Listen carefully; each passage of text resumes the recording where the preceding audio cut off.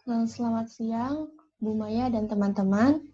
Kami dari kelompok 10 akan mempresentasikan mengenai review artikel soal dan jawaban esai dengan judul penggunaan tes esai dalam evaluasi pembelajaran. Dengan beranggotakan Yuyun Mei Safitri dengan NIM 191134016, Cynthia Clara Arini Putri dengan NIM 191134095, Elizabeth Marcelina Anggraini 191134125, dan saya sendiri Elizabeth Juliana Antika Halim dengan NIM 191134216. Yang pertama adalah latar belakang. Evaluasi berperan penting dalam sebuah proses pembelajaran untuk dapat mengetahui keberhasilan pembelajaran. Dengan adanya evaluasi, kita dapat mengetahui gambaran hasil yang nyata dari apa yang telah dicapai dalam pembelajaran. Bentuk evaluasi yang digunakan juga sangat penting untuk diperhatikan, karena baik dan buruknya hasil suatu evaluasi juga dipengaruhi oleh bentuk instrumen yang digunakan. Bentuk instrumen yang digunakan dalam evaluasi sangat beragam. Salah satunya adalah tes berbentuk uraian atau esai, yang sangat membantu siswa untuk dapat memaksimalkan segala pengetahuan yang dimiliki dalam tulisan untuk menjawab pertanyaan yang diajukan.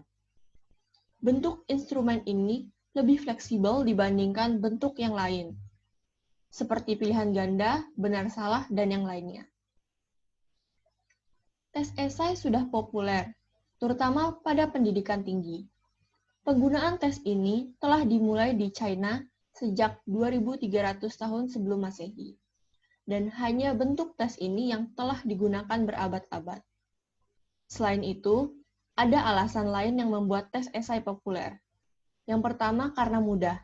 Berbanding terbalik dengan tes objektif, tes esai relatif lebih mudah dalam menyiapkannya, namun sulit untuk memeriksa jawaban peserta didik. Dan hal lainnya yaitu keamanan bagi penguji. Pada tes ini, peserta didik tidak diberi jawaban yang tersedia, tetapi harus menguasai banyak pengetahuan yang memungkinkan mereka mengembangkan fakta-fakta dan prinsip-prinsip untuk mengaturnya secara logis. Rumusan masalah. Rumusan masalah dari artikel ini adalah bagaimana penggunaan tes esai dalam evaluasi pembelajaran, dan tujuan dari artikel ini adalah mengetahui bagaimana penggunaan tes esai dalam evaluasi pembelajaran. Selanjutnya, saya serahkan pada teman saya. Baik, selanjutnya kita akan memasuki pembahasan. Bentuk instrumen yang digunakan dalam evaluasi sangat beragam. Salah satunya adalah tes yang digunakan bentuk uraian, esai, yang sangat membantu siswa untuk dapat memaksimalkan segala pengetahuan yang dimiliki dalam tulisan untuk menjawab pertanyaan yang diajukan. Skala Odell tahun 1927 dalam Ebel tahun 1986 mengatakan bahwa untuk menilai jawaban tes esai memperlihatkan bahwa panjangnya jawaban siswa berhubungan dengan skor yang ia peroleh. Lebih panjang jawabannya, maka akan lebih tinggi nilainya.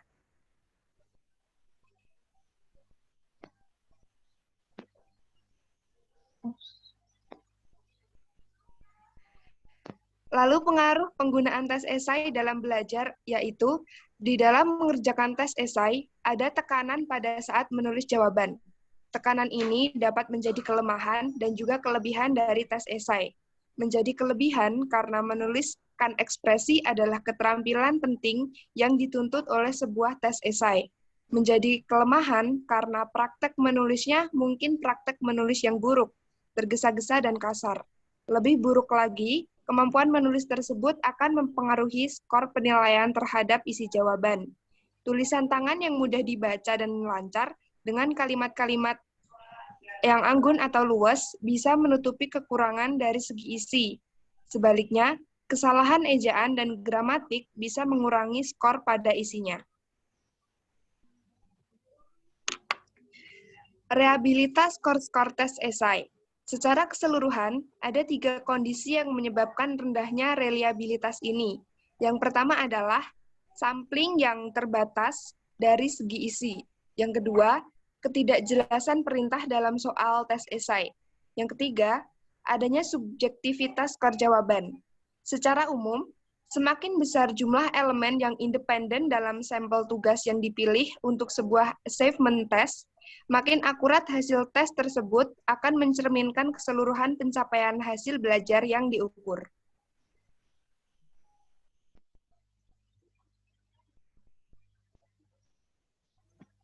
Selanjutnya, perbandingan tes esai dan tes objektif. 1. Tes esai digunakan untuk mengukur pencapaian pendidikan yang bisa diukur oleh tes tertulis.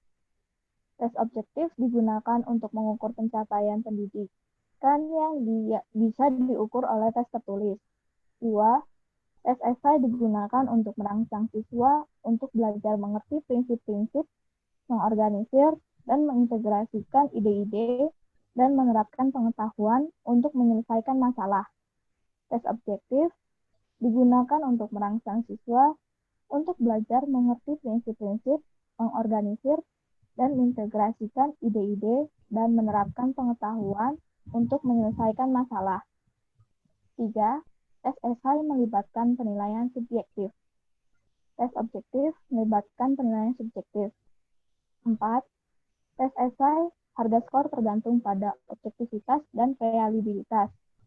Tes objektif, harga skor tergantung pada objektivitas dan reliabilitas. 5.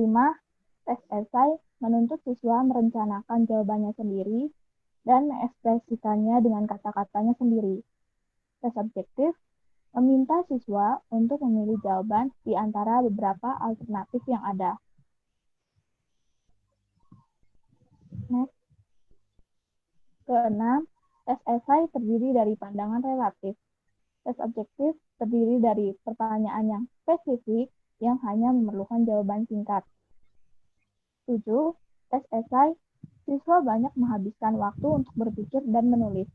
Tes objektif, siswa banyak digunakan untuk membaca dan berpikir. 8. Tes esai, kualitas ditentukan oleh keterampilan penyusun tes. Tes objektif, kualitas ditentukan oleh keterampilan pemberi skor jawaban. 9. Tes esai relatif lebih mudah disiapkan, tetapi agak susah untuk menilai secara akurat. Tes objektif relatif susah untuk menyiapkannya, tetapi mudah dalam men-skor. 10. Tes esai memberi siswa kebebasan untuk mengekspresikan jawabannya dan kebebasan penilai untuk men-skor jawaban.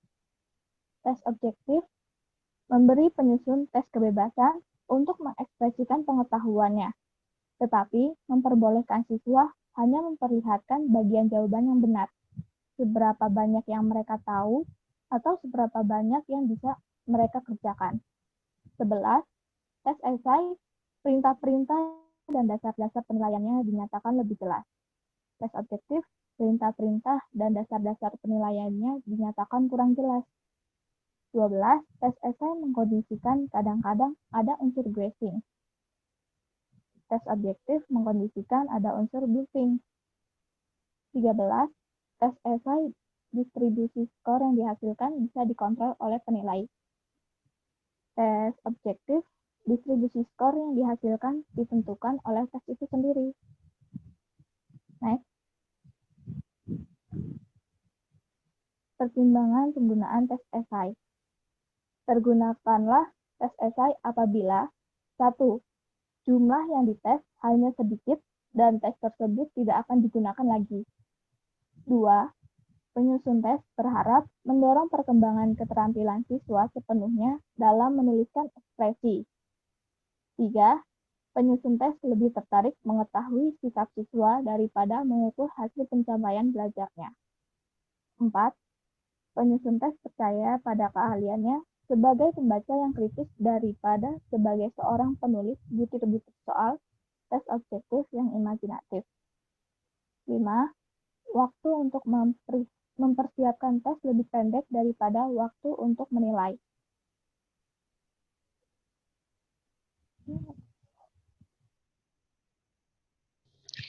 Selanjutnya, berikut adalah panduan penyiapan butir-butir tes esai. 1. Buatlah serangkaian pertanyaan soal yang akan meminta siswa memperlihatkan segenap penguasaannya terhadap pengetahuan yang diperlukan. Yang kedua, buatlah pertanyaan yang sudah tentu, yang para ahli pasti akan setuju bahwa jawaban seseorang lebih baik dari yang lain. Yang ketiga, tulislah perintah atau soalnya sekomplit dan sespesifik mungkin tanpa mengganggu tujuan pengukuran hasil pencapaiannya. Yang keempat, secara umum, pilihlah pertanyaan yang lebih spesifik yang bisa dijawab lebih singkat. Yang kelima, hindari pemberian pertanyaan pilihan kepada siswa, kecuali dalam keadaan khusus yang membuat adanya soal pilihan seperti itu dirasa perlu. Dan yang keenam, ujilah pertanyaan yang dibuat dengan menuliskan jawaban yang ideal untuknya. Berikutnya, pertimbangan penilaian tes esai.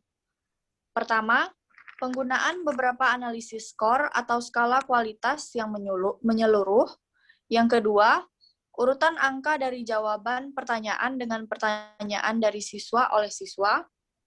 Yang ketiga, jika memungkinkan, menyembunyikan dari penilai identitas siswa ketika jawaban dinilai. Yang keempat, jika memungkinkan, menyusun tidak tergantung urutan penilaian jawaban atau paling sedikit sampel mereka. Berikutnya kesimpulan.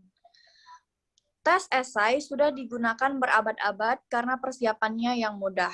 Hanya saja, sulit dalam memeriksa jawaban siswa. Jawaban yang diberikan siswa melalui tes esai menunjukkan bentuk dan kualitas proses pemikiran siswa. Tes esai memiliki keterbatasan yang utama, yaitu rendahnya reliabilitas dari skor-skor yang didapat. Penggunaan tes esai baik digunakan jika dalam kondisi jumlah yang dites hanya sedikit, untuk mendorong keterampilan siswa dalam menuliskan ekspresi, mengedepankan sikap siswa daripada hasil pencapaian belajarnya, menguji keahlian membaca kritis, waktu persiapan tes lebih pendek, dan waktu penilaian lebih panjang. Selanjutnya, untuk membuat soal dalam tes esai, pertanyaan atau soal harus memperlihatkan jawaban siswa yang menunjukkan penguasaannya terhadap sebuah pengetahuan. Selain itu, pertanyaan atau soal juga harus dipastikan memiliki jawaban yang disetujui oleh para ahli, merupakan jawaban yang lebih baik dari yang lainnya. Perintah dalam soal juga harus dibuat dengan sangat komplit dan spesifik. Alangkah lebih baik jika pertanyaannya lebih spesifik agar dapat dijawab dengan lebih singkat dan jelas. Tidak hanya itu, pertanyaan yang memiliki pilihan harus dihindari kecuali memang diperlukan dalam keadaan khusus. Terakhir, pertanyaan yang telah dibuat harus diuji dengan menuliskan jawaban yang ideal dan sesuai dengan pertanyaan tersebut. Demikian presentasi dari kelompok 10 mengenai tes esai. Apabila ada kesalahan, kami mohon maaf, dan apabila ada pertanyaan, silakan untuk menuliskan di forum diskusi. Terima kasih.